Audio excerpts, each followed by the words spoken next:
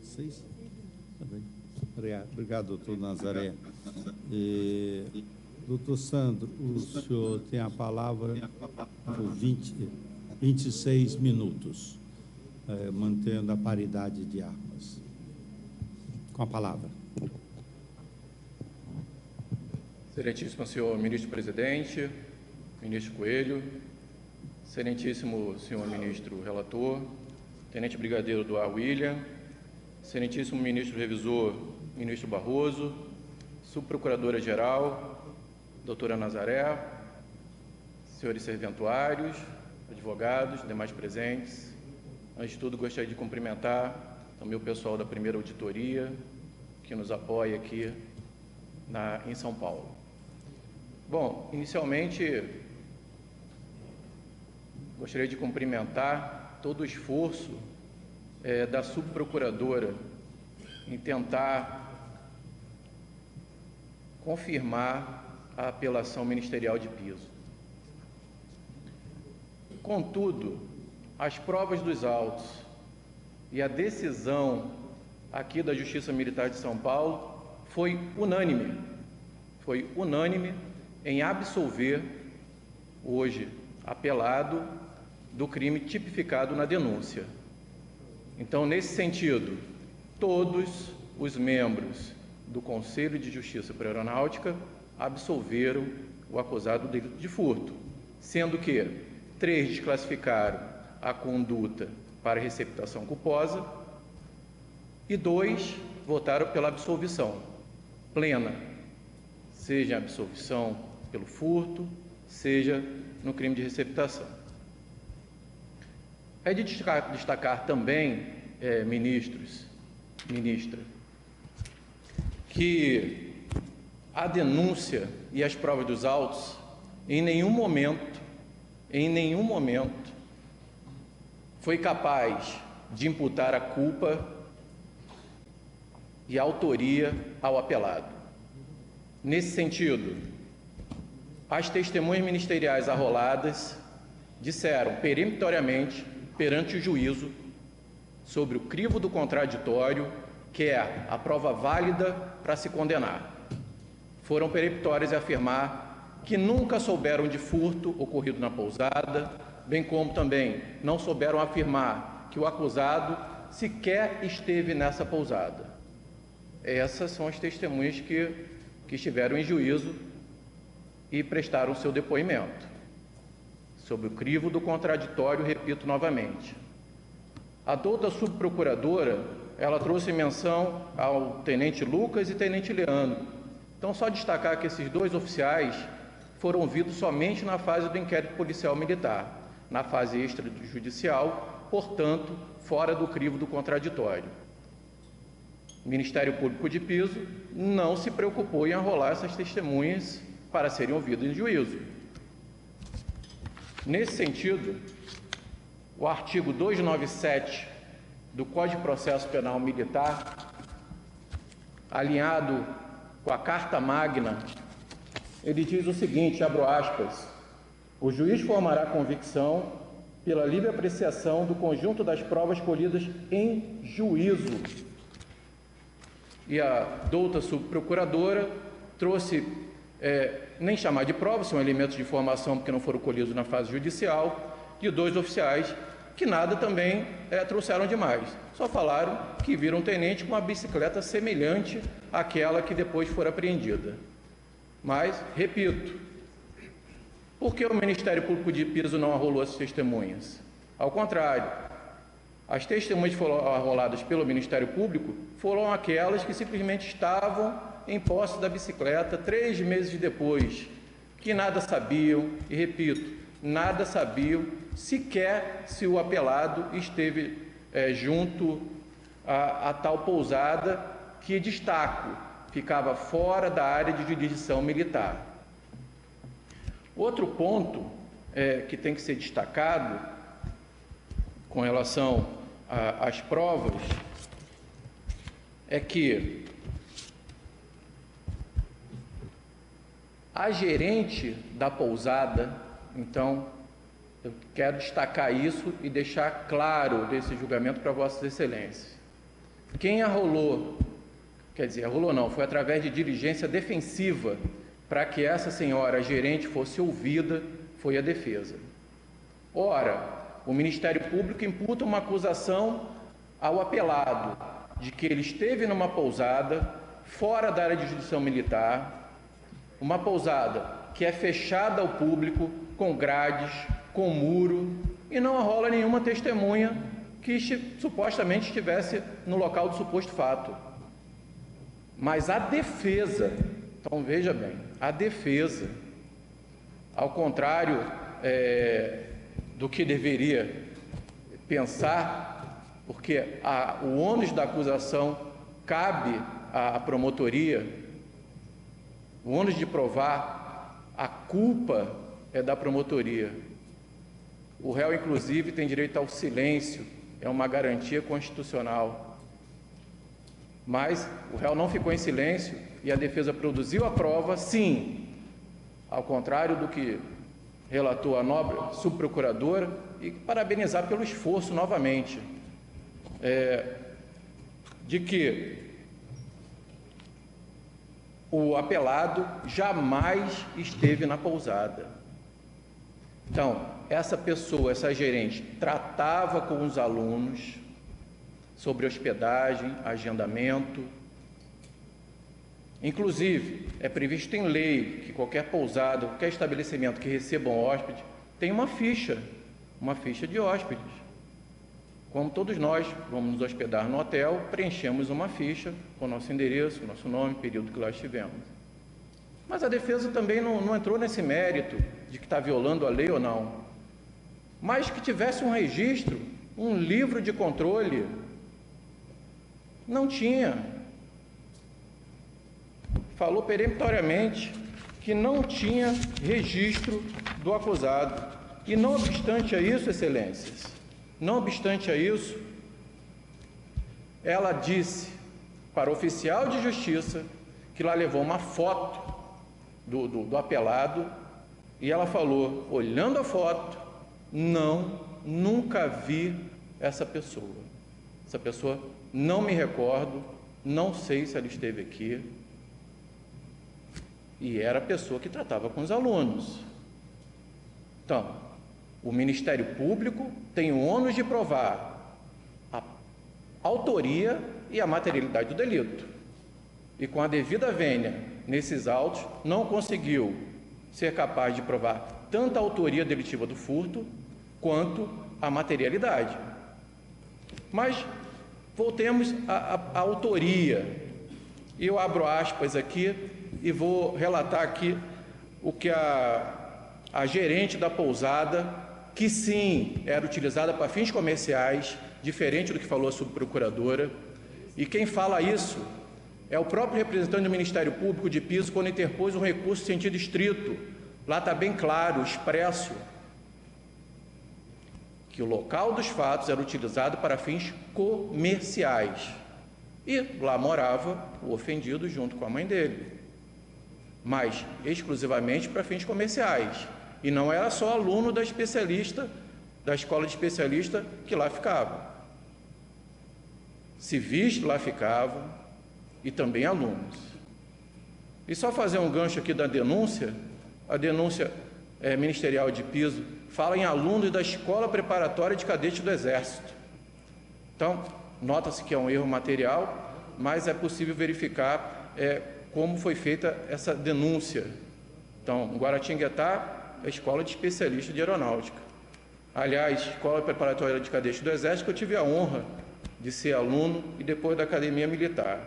Bom, eu abro aspas aqui o que disse a senhora Beatriz, gerente da pousada, que tinha controle efetivo de quem lá ficava. E aqui está a certificação do oficial de justiça. Certifico ainda que retornei ao local descrito no mandado, na data 22 de junho de 2018, e notifiquei pessoalmente a senhora Beatriz Aires dos Santos, nos termos do R-mandado, de que tudo ficou ciente e assinou o anverso da ordem judicial. Certifico ainda que a senhora Beatriz declarou que não há registro de hospedagem de um dia ou de todos os dias do mês de agosto de 2015, que é o período que o Ministério Público alega que a réis foi subtraída. Ela alega que não há registro, no mês de agosto de 2015, referente ao acusado Wagner Limeira Martins e que não sabe informar se o acusado ficou hospedado no Chamonix nas referidas datas. Eu destaco ainda que o próprio Ministério Público dessa Corte Superior, conforme Vossas Excelências puderam observar, ele não se entende. Então, eu vou ler um trecho aqui do parecer da Subprocuradora-Geral da Justiça Militar, Hermínia Célia Raimundo. Ela diz o seguinte, a douta representante da Procuradoria da Justiça Militar: cabe destacar o acerto da sentença condenatória em Mélios, que desclassificou por furto para receptação culposa, de que, de fato, não há prova nos autos que apontem para a autoria do furto. Então, Excelências, ministros, o próprio Ministério Público tem dúvida. Veja bem, a própria acusação, que tem o ônus de trazer a prova da autoria, tem dúvida com relação à autoria. Importante também destacar trecho do voto vencido elaborado pelo agora juiz federal Ricardo Vergueiro Figueiredo. E ele diz o seguinte nesse voto vencido, que, aliás, foi acompanhado também por um oficial da Aeronáutica, o primeiro-tenente Marco Antônio Viscardi.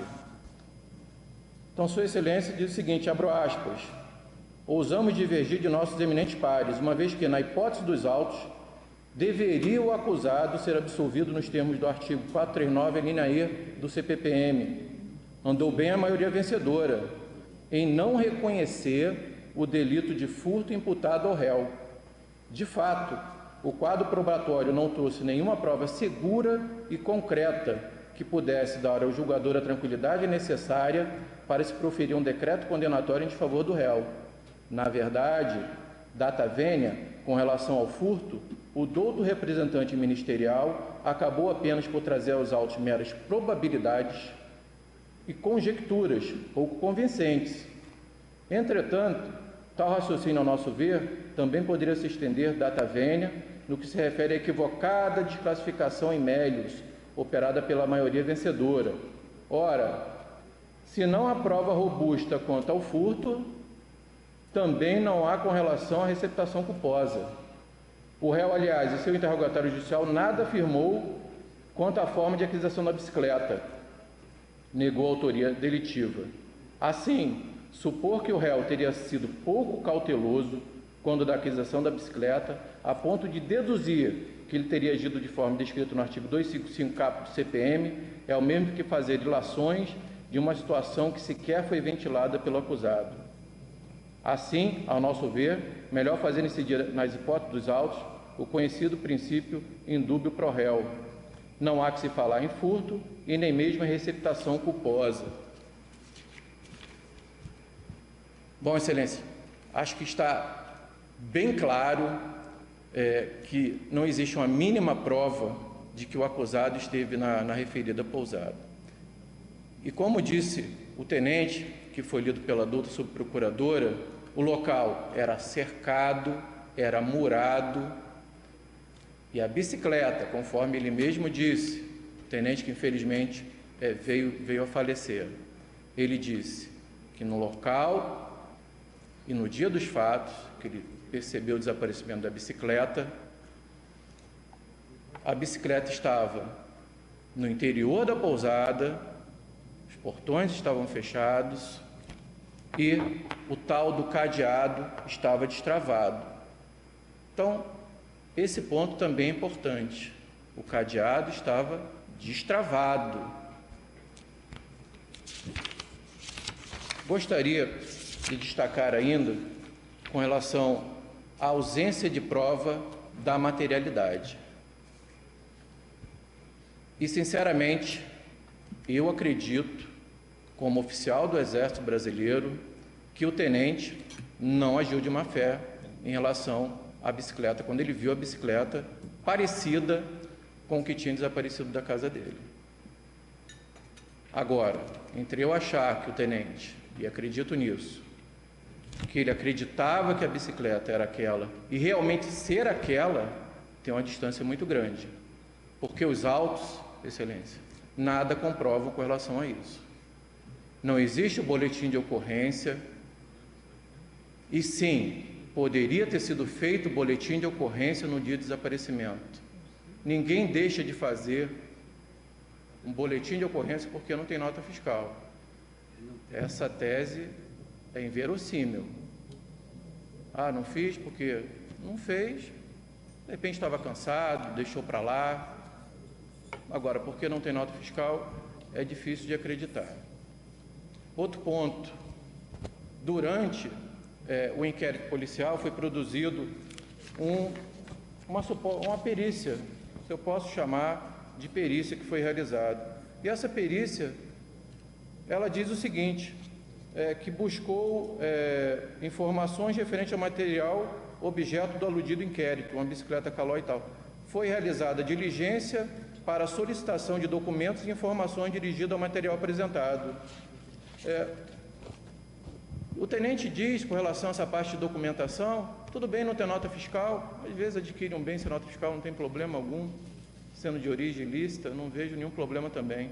Agora, tem que haver a prova. O tenente disse que comprou aro, comprou um banco, acertou problema de freio, etc. Equipamento de freio. Cadê a nota fiscal? Cadê uma nota fiscal que pudesse vincular aquele banco, o suposto banco que foi colocado na bicicleta, para fazer a prova?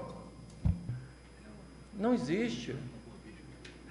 Ficou a palavra do tenente, que eu acredito que ele realmente tenha achado que aquela bicicleta era dele, e com relação a esse ponto, eu quero destacar a Vossas Excelências,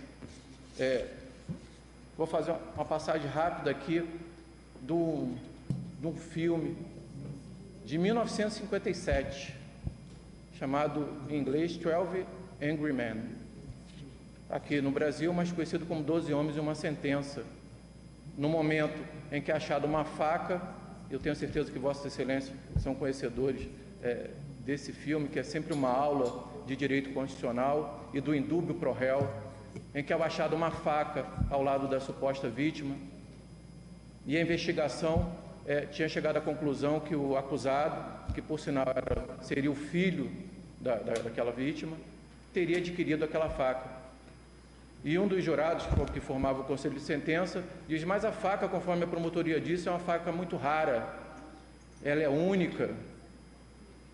E então o personagem brilhante do Henry Fonda, ele faz o jurado solicitar ao oficial de justiça que traga a faca. E realmente uma faca sui generis, e conforme a promotoria, aquela faca seria única. Quando o Henry Fonda ele saca do seu bolso uma faca idêntica e crava na mesa. E ele falou que comprou no mesmo bairro, em um local que vendia várias facas daquela, pelo mesmo preço. E, mutatis mutandis, pode ser comparado a essa bicicleta. E consta dos autos, inclusive dessa perícia, Excelência, fotos aqui no mercado, buscado aqui nos classificados, para fim de comprovar o preço da suposta régia, bicicleta idêntica, mas idêntica a que o tenente alega ser a dele. Então, nesse ponto, existe dúvida sim, se aquela bicicleta fora realmente aquela subtraída. Então, inexiste prova, sim, da materialidade. E mesmo que existisse a prova da materialidade, Excelências, deveria haver o elemento subjetivo da quebra do dever de cautela. E não existe essa prova. Então, nesse sentido, a defesa, mediante prova assim robusta de que o acusado jamais esteve, prova produzida pela defesa, que nem sequer deveria ter esse ônus, porque, como já decidiu o Supremo Tribunal Federal, ministro Celso de Mello, inexiste redistribuição do ônus da prova no processo penal. O ônus da prova cabe à acusação, mas a defesa correu atrás, sim, da prova da inocência do apelado, ora apelante também.